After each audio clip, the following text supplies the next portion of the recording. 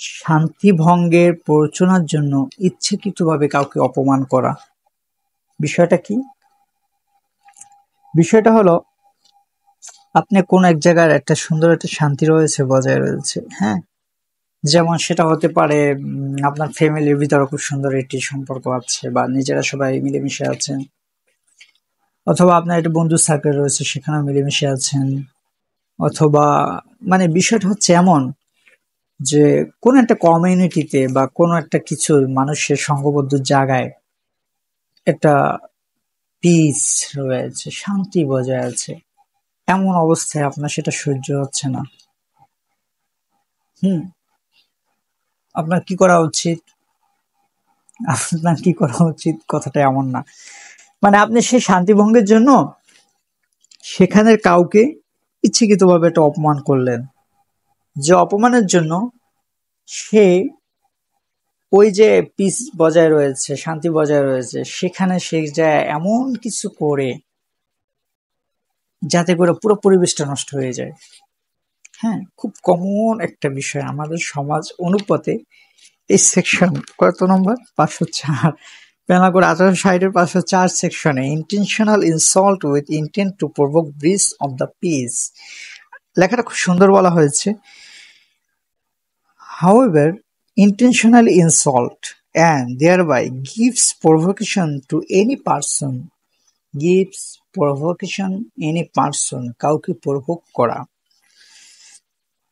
Intentionally insult করার মাধ্যমে, intending or নাউইং, সে এটা জানে, মানে যেটা করতেছে সে জানে অথবা ওই লক্ষ্যে, to be likely that such provocation will cause him to break the public peace, মানে আপনি যাকে অপমানটা করলেন সে অপমানের কারণে সে যে একটা পাবলিক পিস যে আছে সেই জায়গাটাকে সে ব্রেক করবে, মানে সে যেভাবে আছে সেভাবে সে থাকবে না, সে একটা অস্থিরতা তৈরি করবে, সে একটি মানে অনকাইন্ড অফ, এইখানে এই শব্দটা সবচেয়ে সুন্দর,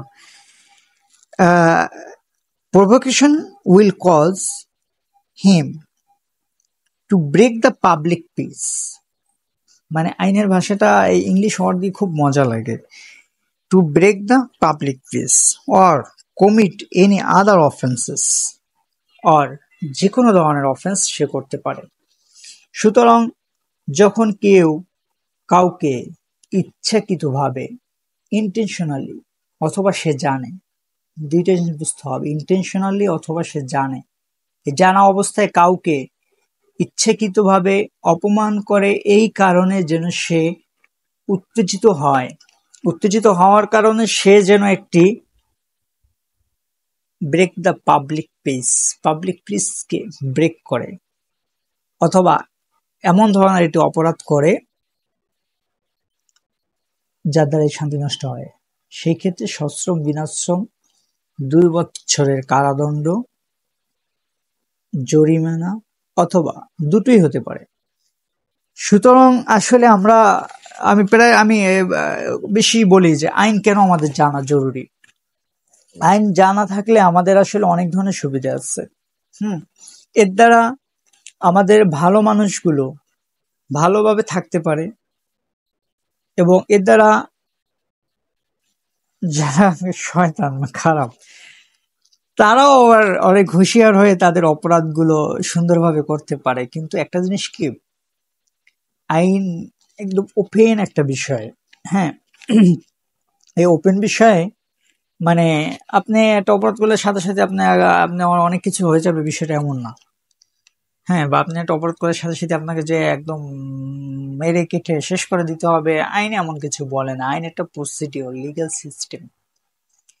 সুতরাং এই সিস্টেম অনুযায়ী চলতে চলতে যদি সত্যিকার অর্থে ধরা খেয়ে যান, তখন জীবনে কিন্তু আর শান্তির কিছু থাকে না। হ্যাঁ, আশেপাশে অনেককে আমরা দেখি ডোন্ট কেয়ার টাইপ,